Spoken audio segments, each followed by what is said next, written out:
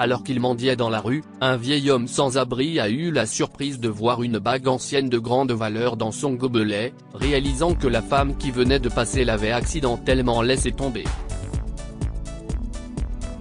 Il a décidé de se précipiter pour la retrouver, mais ce qui s'est passé ensuite est quelque chose auquel il ne s'attendait pas. Joshua a vécu dans la rue pendant des années après que les membres de sa famille ont refusé de l'accueillir.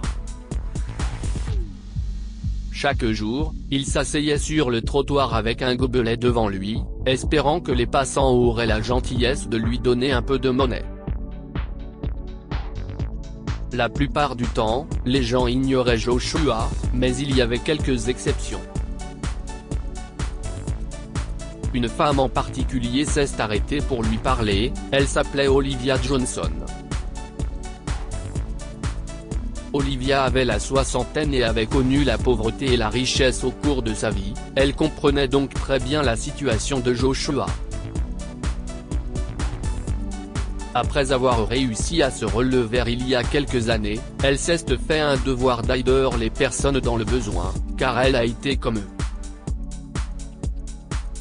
Olivia portait tous les jours une vieille bague vintage, héritage de sa famille. Elle la tenait de sa grand-mère et voulait la transmettre un jour à sa petite fille. La bague signifiait beaucoup pour Olivia, car elle la motivait à travailler dur jusqu'à ce qu'elle n'ait plus à se soucier de trouver de l'argent pour pouvoir manger tous les jours.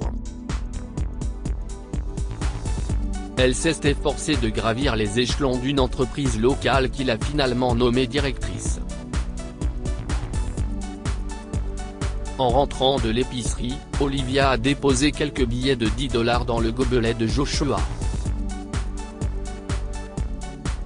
Surpris par l'importance de la somme, Joshua a levé la tête et l'a regardé avec enthousiasme. « Merci, gentille dame », a-t-il dit. C'était l'une des rares fois où les gens lui donnaient plus que des pièces ou des billets, et il était stupéfait. « Quel est votre nom, madame ?» a demandé Joshua. « Je ne vous ai jamais vu dans le coin. » La dame âgée a souri. « Je m'appelle Olivia Johnson. Je vis dans la maison en face du magasin de fleurs. »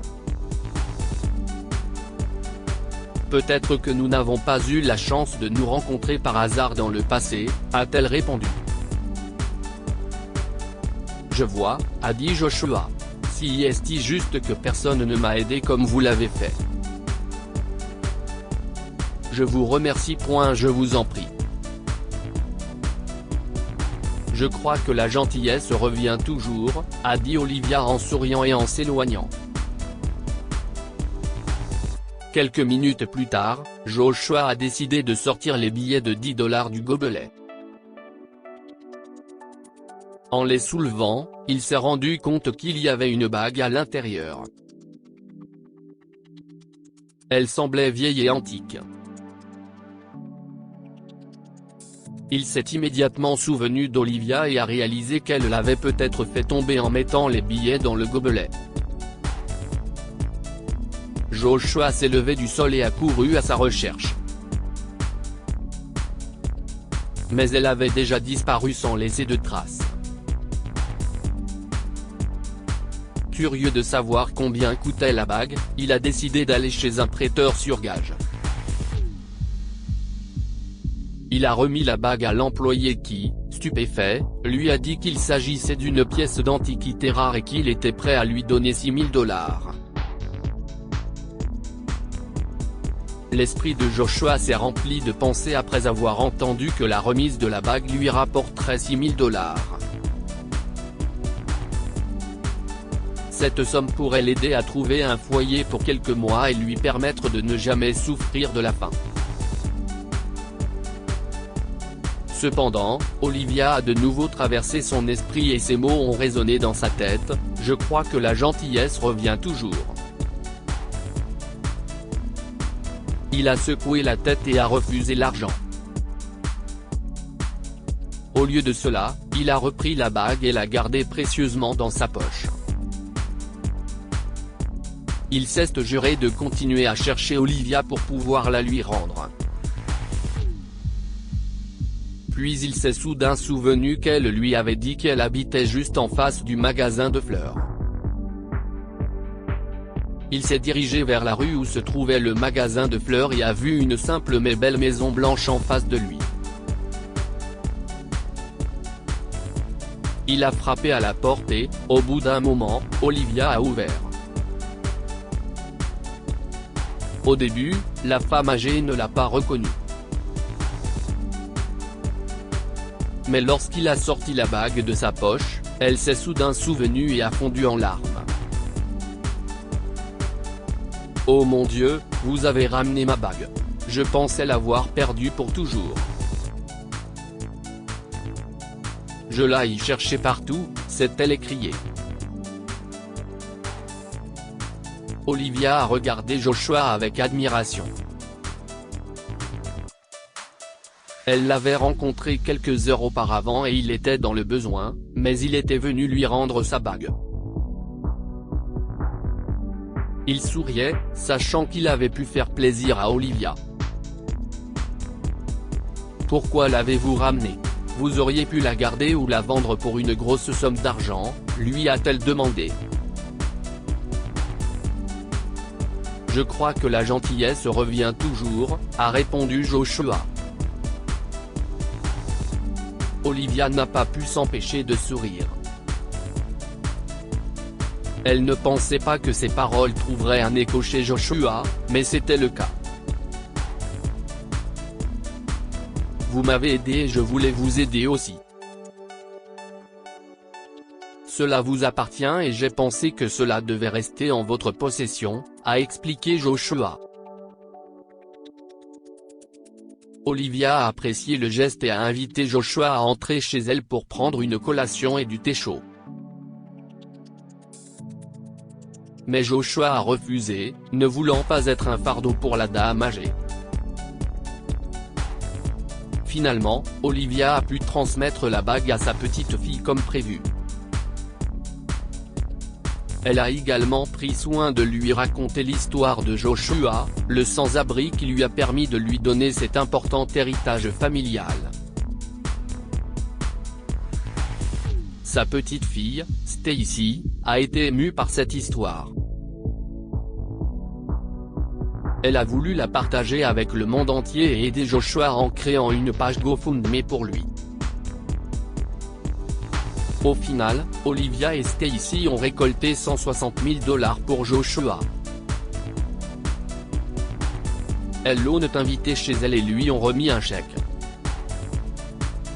« Vous n'avez plus à dormir dans la rue, Joshua », a dit Olivia en souriant. Joshua a pris le chèque et ne croyait pas ses yeux. « Comment ? Où avez-vous trouvé tout cet argent ? » a-t-il demandé. Stacy a expliqué le pouvoir d'Internet et comment elle l'a utilisé pour l'aider.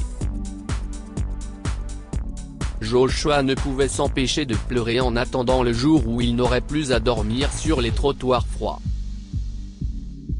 « Merci », a-t-il dit en sanglotant. « Je ne sais pas quoi dire. » Olivia a aidé Joshua à ouvrir un compte bancaire à son nom. Il a promis d'utiliser l'argent à bon escient pour ne plus jamais avoir à se retrouver sans abri. La première chose à faire pour Joshua était de se laver. Il a pris une douche chaude dans la maison d'Olivia, et elle l'ont accompagné chez le coiffeur pour se couper les cheveux et se raser.